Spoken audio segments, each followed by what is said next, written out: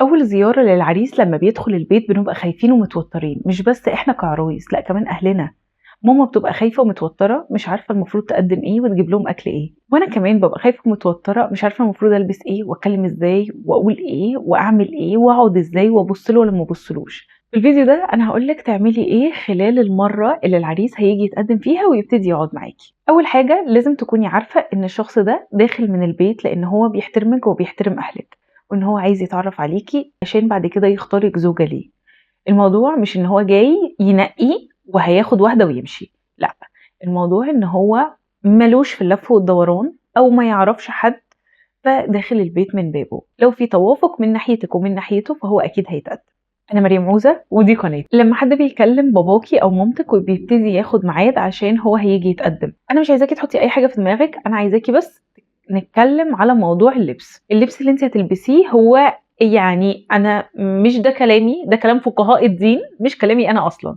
لو انت ستايل لبسك معين فانت بتلبسيه. طب لو انت اصلا ستايل لبسك ان انت مخمره، يعني انت لابسه خمار محدش بيشوف وشك، فطبيعي ان هو جاي يشوفك، فانت هتشيلي الخمار، ايديكي هتكون باينه، واللبس اللي انت هتكوني لابساه مش هيبقى واسع ولا هيبقى ضيق، هيبقى لبس بيحدد ان انت طويله او قصيره او تخينه او رفيعه، بحيث ان هو يبقى عارف وصفك. يعني انا شفتها فانا عرفت وصفها، اه دي طويله، لكن ابقى انا لابسه او لبس واسع جدا ما يبقاش عارف انا تخينه ولا رفيعه ولا طويله ولا قصيره، مش هينفع. فيبقى لبس طبعا لايق بيكي، واللبس ده يكون محتشم وفي نفس الوقت مبين انت شكلك ايه كوصف يعني. دي اول حاجه. تاني حاجة لما هما بييجوا بيدخلوا البيت وبيبتدوا يقعدوا وعمو بيرحب بيهم طبعا، وبعدين طنط هي اللي بتبتدي تطلع تقدم الحاجة اللي هما هيشربوها، بعدين انتي بتطلعي طبعا ما بتسلميش، انتي بتبتسمي وبتقعدي في جنب،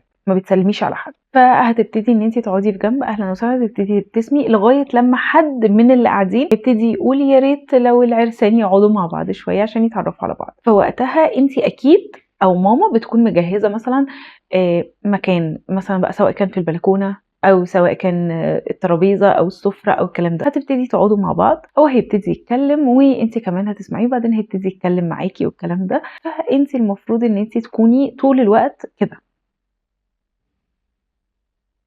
طيب بعدين مثلا قعدتي فهو مثلا ابتدى يسألك على حاجات، فانت كمان يعني السؤال اللي هو هيقوله لك انت كمان عايز تعرفي زيه، ماشي؟ فهو مثلا هيقول لك انا عندي مثلا 30 سنه او 35 سنه، وانا عارف ان انت عندك مثلا 27 او 28، قولي لي ايه هواياتك مثلا.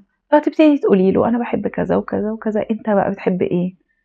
فهيقول لك انا بحب كذا وكذا وكذا. قولي له طيب كلمني عن نفسك اكتر، يعني عن شغلك، عن بيئه العمل اللي انت شغال فيها. هو يبتدي يحكي وانتي اسمعي.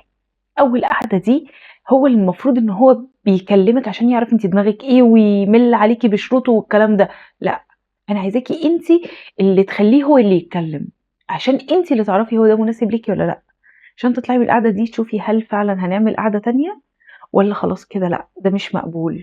اقعدي اسأليه الأول، احكي لي عن شغلك، عن بيئة العمل، انت بتحب شغلك ده ولا لأ، عن صحابك، انت بتدخن ولا لأ، انت بتصلي ولا لأ. مع ان السؤال ده بالذات بتاع الصلاة ده، هو لو ما بيصليش هيقولك انا بصلي وما بقومش من على السجادة، بس احنا في الاول بنسأل الاسئلة اللي نشوف كمجمل هل يليق بيا ان انا اقعد مع الشخص ده تاني ولا ما كانش يستاهل. تبتدي تسأليه كل الاسئلة اللي انت عايز تعرفيها، اللي هي عن الصلاة، عن الصحاب، عن الدين، عن بيئة العمل، عن حبه لعمله، عن هواياته. تسأليه برضو عن اتجاهاته اللي هو بيفكر فيها، يعني انت اصلا منتمي لايه، يعني انت بتنتمي لفئات ايه، انت بتحب العمل التطوعي، طيب لو انت عندك وقت تحب ان انت تشارك في عمل تطوعي. الكلام ده كله هيفرق جامد جدا ان انت تكوني هل الشخص ده مناسب ولا لا.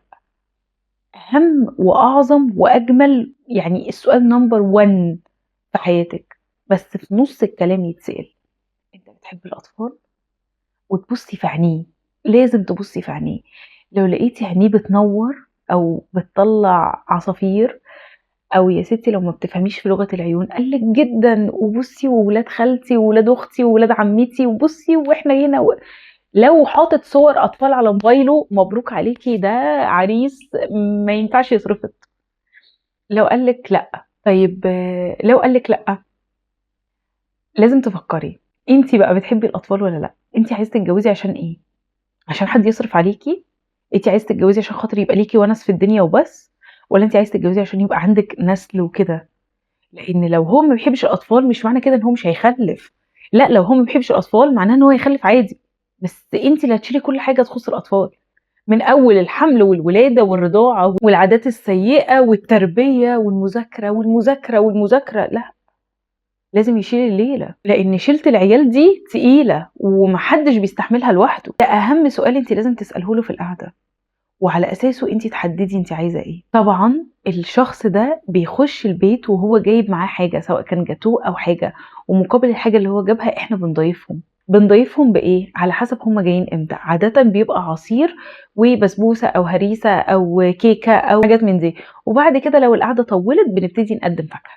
انا فيا عاده وحشه، اتمنى انها تتغير، بس هي بتعجب الناس، وهي ان انا مثلا قطعت بطيخ، ناقص اخد البطيخه احشرها في بق اللي قدامي، ده لو هو ضيف يعني.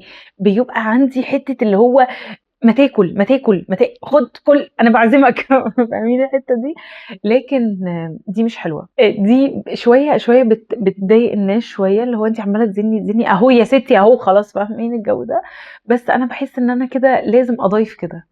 لكن مع صحابي او الناس اللي هم قريبين مني بيجوا، بقول لهم يخشوا يعملوا لنا بقى، هم يقطعوا البطيخ بقى، انا هموت نفسي ولا ايه؟ خشي يا حبيبتي قطعي انت البطيخ وهاتيه. يعني الضيوف بعملهم معامله اللي هو اتفضل، طب اتفضل، طب اتفضل. انت بقى ما تعمليش كده لما يجي يتقدم. ماما مثلا هتقدم مثلا الفاكهه او هتقدم الحاجه، هتقولي له اتفضل بس، وتقعدي ساكته. ممكن مره كده كمان في نص الكلام كده، طب ما تتفضل بس. ده كده كان بالنسبه لجواز الصالونات. انا عارفه ان جواز الصالونات ده بيبقى فيه مهازل، فلو انت مريتي بحد صالونات غريب الاطوار اكتبيلي عنه تحت في التعليقات وخلينا نضحك شويه. وبس كده، ده كان الفيديو بتاع النهارده. لو انت بتتفرجي عليا لغايه دلوقتي فشكرا لوقتك.